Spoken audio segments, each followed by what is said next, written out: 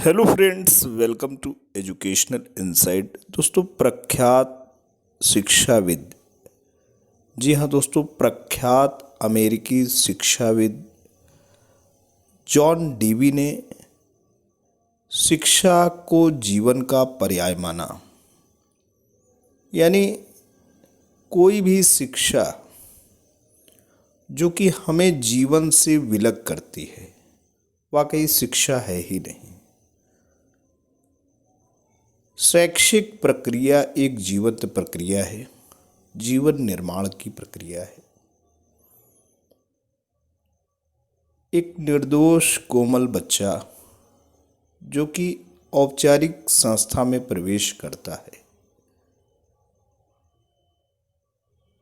वो अपने सबसे निकटस्थ जो संबंध हैं, जो रिश्ते हैं, माता पिता, घर परिवार, उसको छोड़ करके शिक्षक की शरण में आता है, तो जीवन के हुनर और कौशल सीखने के लिए आता है। दोस्तों, शिक्षकों को जो सरकार वेतन देती है, वो पीढ़ी के निर्माण के लिए है। नई पीढ़ी, नए नागरिक, देश का उत्थान, राष्ट्र का निर्माण, ऐसे नागरिकों का निर्माण जो कि वैश्विक उन्नति के साथ अमन शांति को कायम रख सके,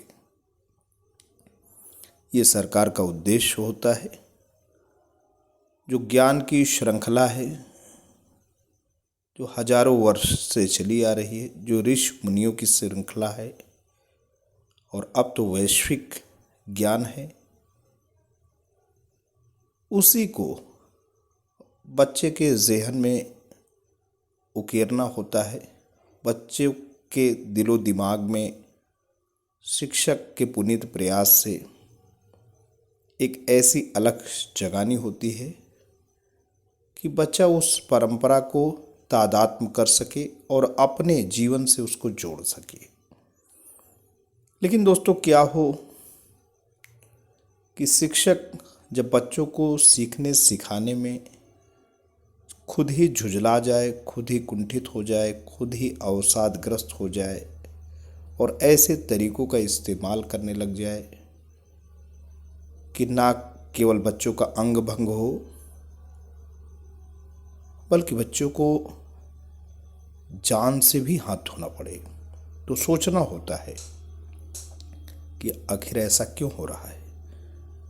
चिंतन मनन करना होता है और संज्ञानात्मक स्तर पे ध्यान देना होता है, भावात्मक स्तर पे ध्यान देना होता है, क्रियात्मक स्तर पे भी ध्यान देना होता है।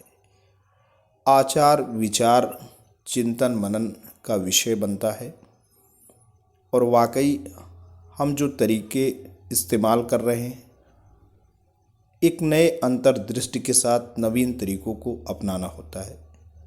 जो भी शिक्षकों को वेतन मिलता है, वो शिक्षा दीक्षा के लिए मिलता है। बच्चों को मारने के लिए कहीं भी वेतन नहीं मिलता। और वाकई शिक्षक, ऐसे शिक्षक जो कि बच्चों को मार करके सिखाने में विश्वास करते हैं, कहीं ना कहीं बच्चों का जो अंतर्मन है वो पीड़ित होता है। और समाज में जो अपराध है उसका बहुत बड़ा कारण ये है कि बच्चे जिस दंड को बिल्कुल अंतर्मन से स्वीकार नहीं करते, फोर्सफुली उन्हें दंडित किया जाता है, तो कहीं न कहीं वो गुबार, कहीं न कहीं वो आक्रोश किसी न किसी रूप में समाज में दिखता है।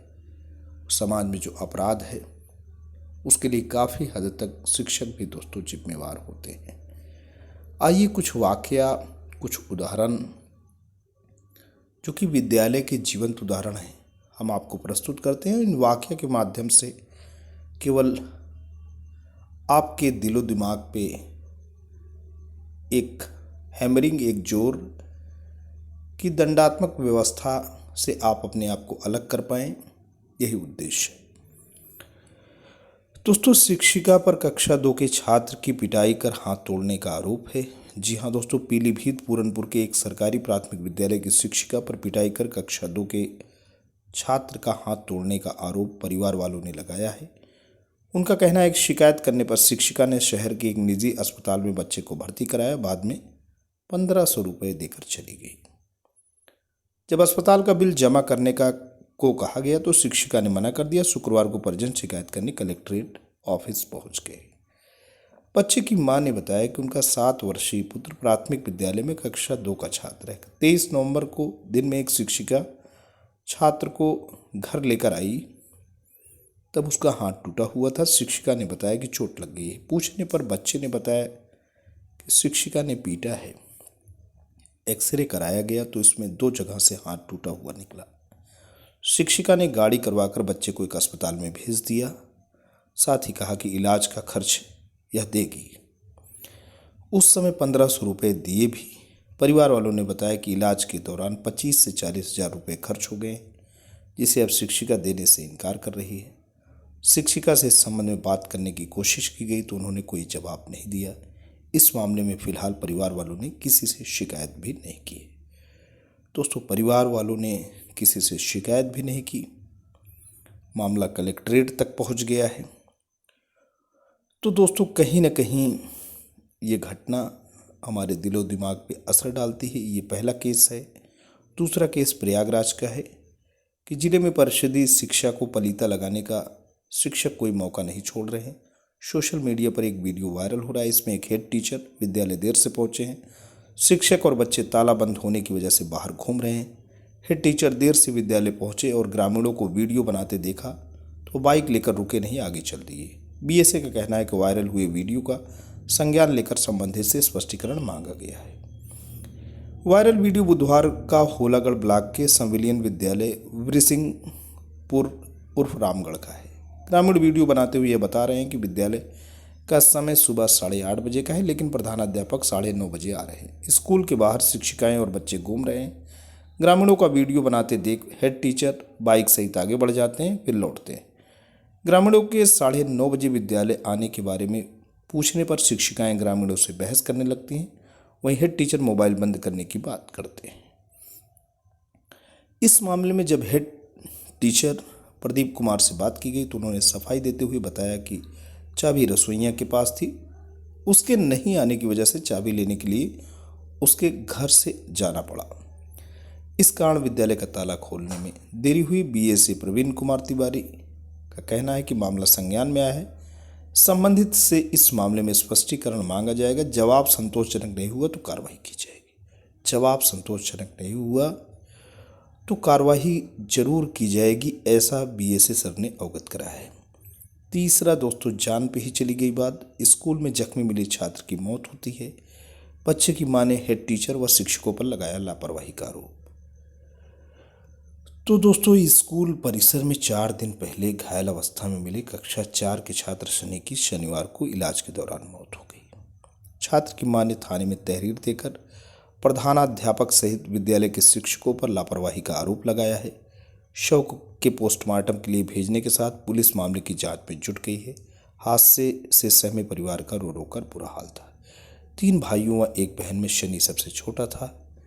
इंस्पेक्टर प्रवीण कुमार सिंह के मुताबिक बसंतपुर के मजरे जगदीशपुर गांव निवासी सर्वेश की पत्नी पूनम ने बताया कि बेटा शनि 10 वर्ष उसकी थी, प्राथमिक विद्यालय में पढ़ता था। 22 नवंबर की सुबह 9 बजे वह स्कूल गया था। यहाँ सिर में चोट लगने से वह बेहोश हो गया। आरोप है कि काफ़ी देर तक वह जख्मी अवस्था में ही पड़ा रहा।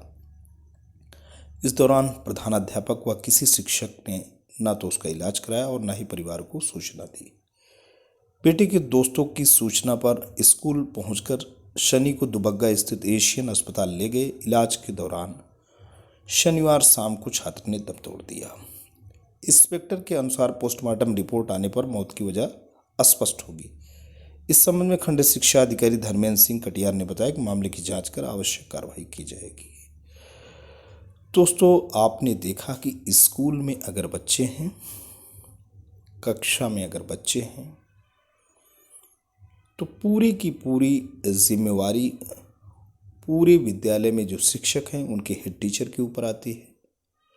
अक्सर ये देखा जाता है कि अगर बच्चे चोटिल होते हैं तो कहीं न कहीं शिक्षक कक्षा में नहीं होते हैं,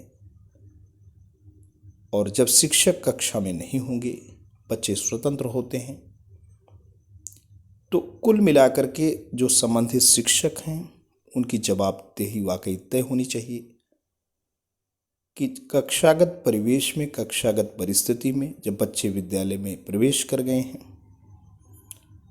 9 बजे के बाद और 3 बजे तक जब शैक्षणिक माहौल होता है, संबंधित कक्षा अध्यापक की पूरी जिम्मेवारी तय होनी चाहिए।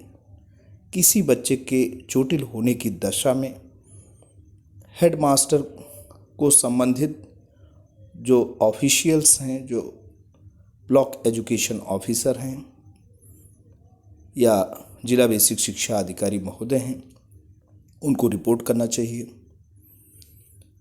ये तो दोस्तों हो गई विधिक बातें, औपचारिक बातें। सही मामले में प्रत्येक शिक्षक को इन सब घटनाओं से सीख लेनी चाहिए। अपने कक्षागत परिवेश में ज़्यादातर कोशिश करें कि बच्चों के बीच में रहें। ऐसा नहीं है कि हमेशा शिक्षक बच्चों के बीच में ही रहेगा। शिक्षक को भी कुछ अपनी निजी आवश्यकताएं होती हैं, जिसके लिए उसे कक्षा को छोड़ना होता है। ऐसी स्थिति में वो मॉनिटर, कक्षा के जो मॉनिटर हैं, उनको जिम्मेवारी दे सकता है। जो बड़ी कक्षा के बच्चे हैं उन्हें जिम्मेदारी दे सकता है, या अपने साथी शिक्षकों को जिम्मेदारी दे सकता है। लेकिन दोस्तों, बच्चों को उनके हाल पे जो शिक्षक छोड़ देते हैं, कहीं ना कहीं वो दुर्घटना को खुद ही आमंत्रित करते हैं। और ऐसी स्थिति में अगर दुर्घटना होती है तो संबंधित शिक्षक को जवाबदेह, जिम्मेदार बनाना चाहिए। और जिस तरीके से आपने ये घटनाएं देखा, कहीं ना कहीं शिक्षकों की लापरवाही दोस्तों सामने आई और उसका उनको खामियाजा भुगतना पड़ रहा है। आज के लिए इतने। Thanks for watching and listening. This is Jayprakash Dubey signing of.